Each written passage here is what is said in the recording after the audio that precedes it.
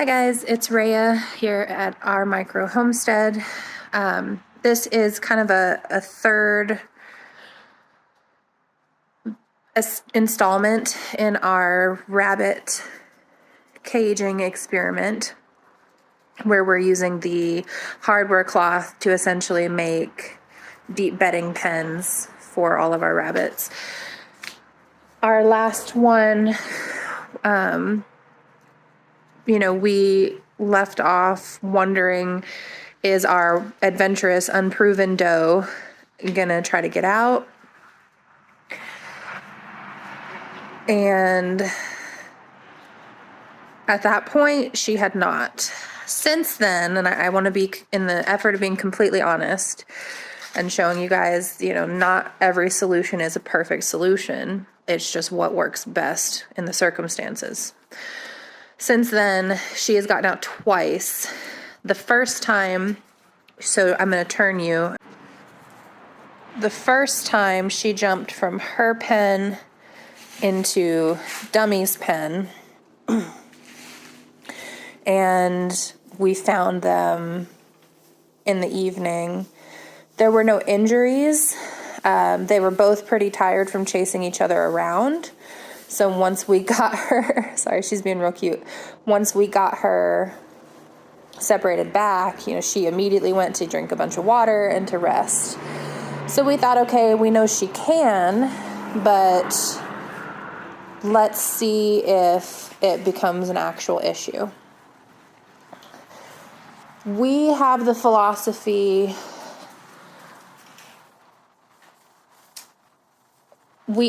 let me say this. We want to manage our animals on the philosophy of if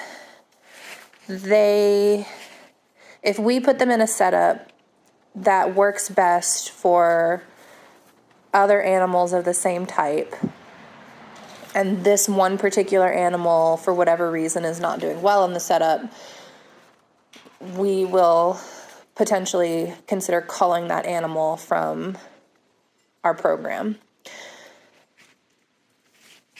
That kind of comes from, I believe, I won't name names because I don't want to say, the wrong person. I don't want to espouse that to the wrong people. Hi, Mama. She's very sweet, though, so we have a hard time doing that just because.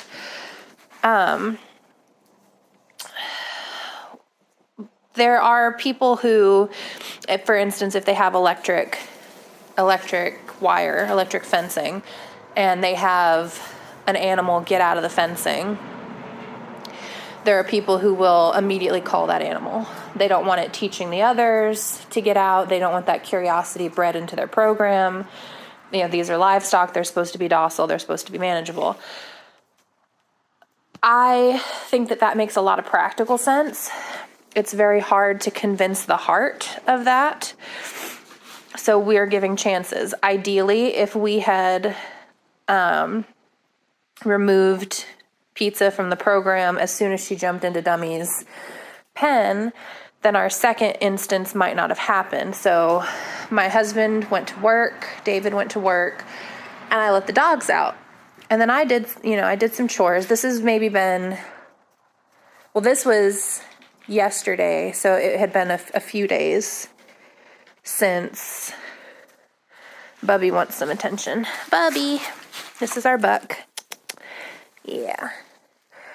He likes me to work for the love. So I let the dogs out. I did some chores inside for a few minutes, and I came to call the dogs back in, and I noticed they didn't come right away. So I stuck my head out, and I looked under the Xterra, and I'm over there on the front porch looking under the other side of the Xterra, and I'm like, that's a rabbit underneath the car. So I called the dogs back in. I grabbed a tote. I wasn't sure how hard she'd be to catch. Ideally, I'd like a net, but we don't really have a fish net or anything. So I came out, and sure enough, it was Pizza. and she was hiding under the car from the dogs behind one of the tires. I couldn't get her I got my hand on her, and she did a thing, the thing where they kind of thump away and they're stressed, but I managed to kind of block her off. I don't know if you can see the lid of that tote. I grabbed a few of those and I kind of blocked some spaces off, and that allowed me to grab her. She was very stressed. I saw she had some blood under her nose. She has a broken tooth. Thankfully, it's not broken at the gum line. It's at the top, so we could potentially trim that. I just have to keep an eye on it. And if she'll let me trim it. Yeah, you got to stop being curious. And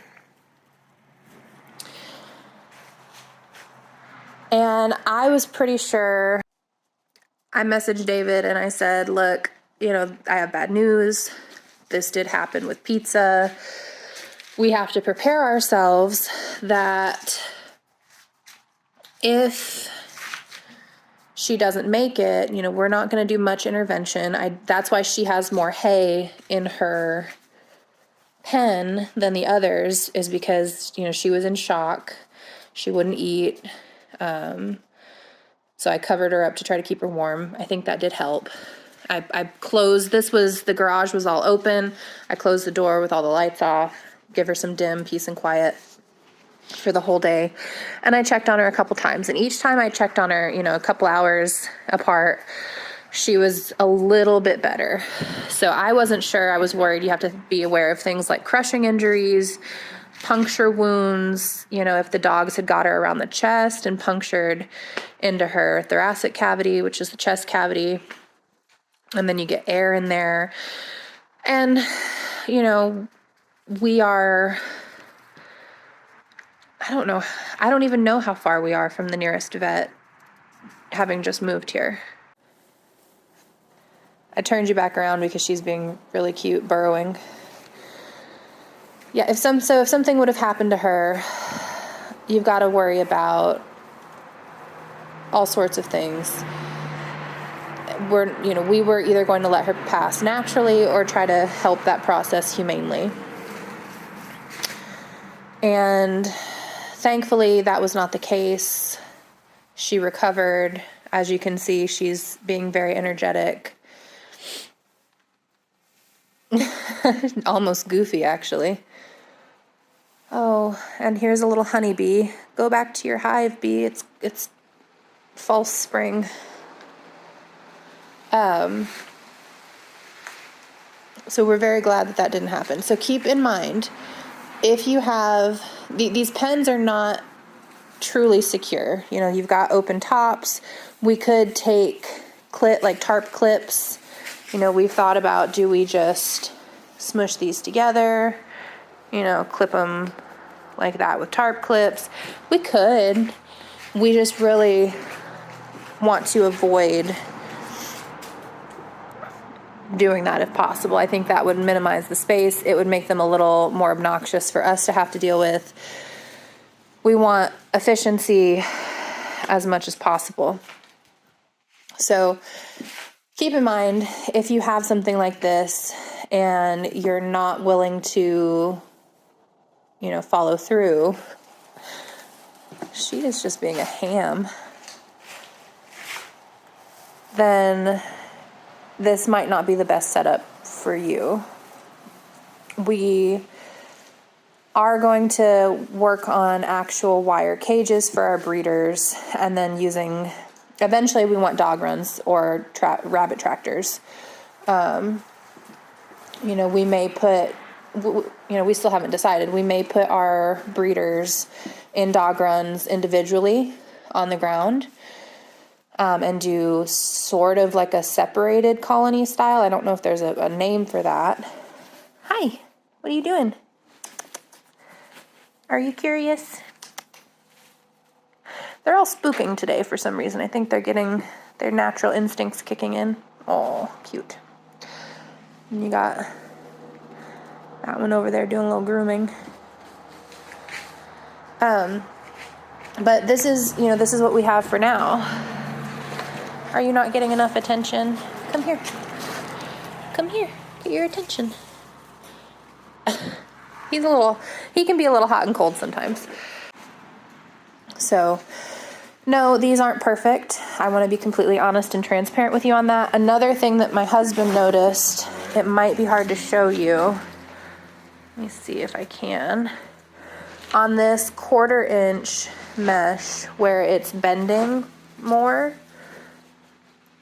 there you go. It's breaking. So these, the 1/4 inch, we do like it better because it bends, but if it's not going to be durable, even for temporary housing, we may end up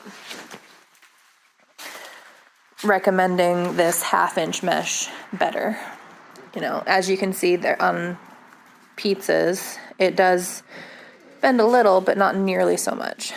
So I still think that this is the best setup for us for this stage of our rabbit journey.